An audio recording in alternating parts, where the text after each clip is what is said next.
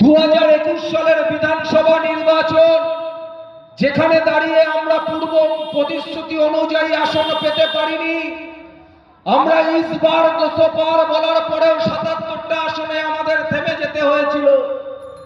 পশ্চিমবাংলার মানুষ ভারতীয় জনতা পার্টির উপর আস্থা বিশ্বাস ভরসা রেখে বিধানসভায় বিরোধী দলের ভূমিকা পালনের জন্য পাঠিয়েছিল। আমরা দায়িত্ব নিয়ে আমাদের কর্তব্য পালন করেছি। শাসক দলের রক্তচক্ষু উপেক্ষা করে পশ্চিমবাংলার মানুষের দুঃখ দুর্দশাগুলো বিধানসভায় তুলে ধরার চেষ্টা করেছি।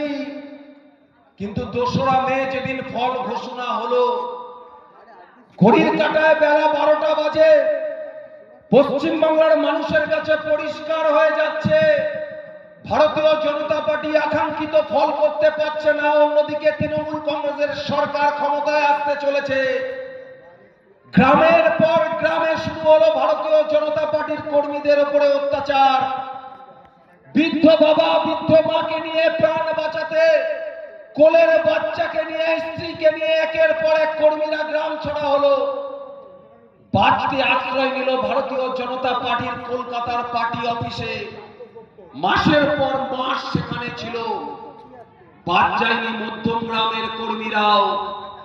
তৃণমূল কংগ্রেসের যিনি প্রার্থী হয়েছেন তার নিজস্ব ওয়ার্ড 28 নম্বর ওয়ার্ড ভারতীয় জনতা পার্টির কর্মী রামকৃষ্ণ ভট্টকে বিকেল 4টের সময় তৃণমূল কংগ্রেসের প্রার্থীর ভাই নিজে দাঁড়িয়ে থেকে লোক দিয়ে শুধুমাত্র মেরে তার মুখ থেকে গল গল করে রক্ত বার করেছে তা নয়, তার ছেলের সামনে তৃণমূল কংগ্রেসের ঝান্ডাটা হাতে ধরিয়ে বলতে বাধ্য করেছে যে জয় বাংলা বল, জয় শ্রীরাম বলা যাবে না মধ্যম গ্রামের বুকে।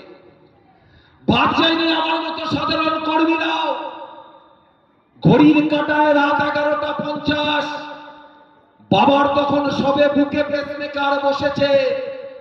বৃদ্ধ বাবা ঘুমের ওষুধ খেয়ে রাতে শুয়েছে। হঠাৎ করে মত্ত অবস্থায় কিছু যুবক আমার বাড়ির সামনে যায়। আমার বাড়ির গ্রিলের সামনে দাঁড়িয়ে আমার বৃদ্ধ বাবা মার উদ্দেশ্যে বিশেষণ প্রয়োগ করে নানাভাবে গালিগালাজ শুরু করে। অপরাধ ছিল আমার বাবা আর মার একটাই, যে তারা যে সন্তানের জন্ম দিয়েছে সে ভারতীয় জনতা পার্টি করে, ভারতীয় জনতা পার্টির কর্মী।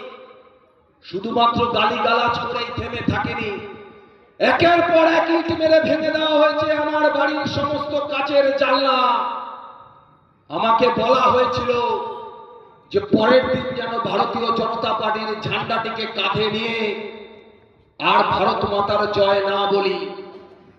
এই অঞ্চলের আপনাদের ওয়ার্ডের স্বঘোষিত প্রভাবশালী কাউন্সিলর রাস্তায় 3 নম্বরের মোড়ে বসেছে চায়ের দোকানে আমি চা খেতাম। সেই দোকানে গিয়ে বলে এসেছিল আমাকে যেন আর চা না দেয়। যদি আমি সেই চায়ের দোকানে যাই, সেই চাওয়ালা যদি আমাকে চা দেয় তাহলে তাকে দোকানদারি আর করতে দেবে না। আমি যাইনি এই কথা ভেবে যে আমি যদি সেই চায়ের দোকানে যাই, গরিব চালটার আগামী দিনে খেতে পারবে না, তার ভাত জুটবে না।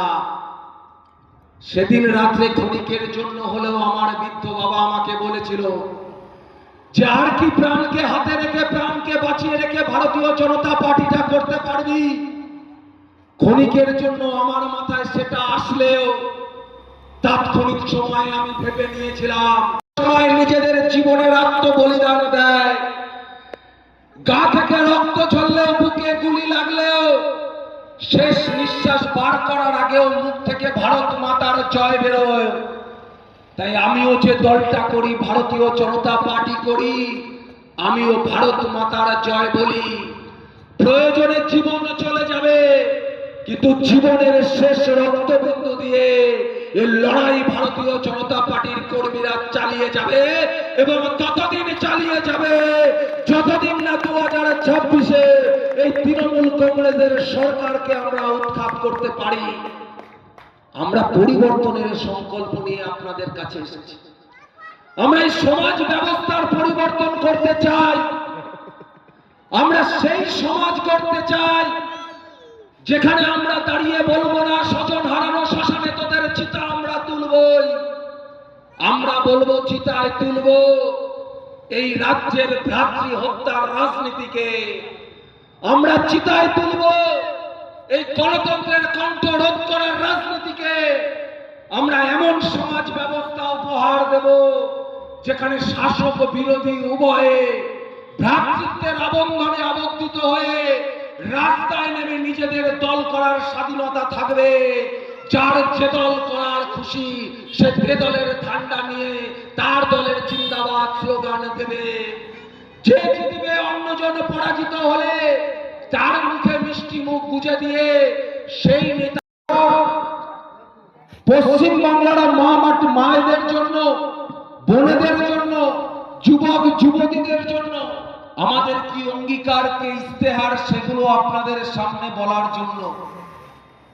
ভুলিনি আমি সেই কলঙ্কময় অধ্যায়।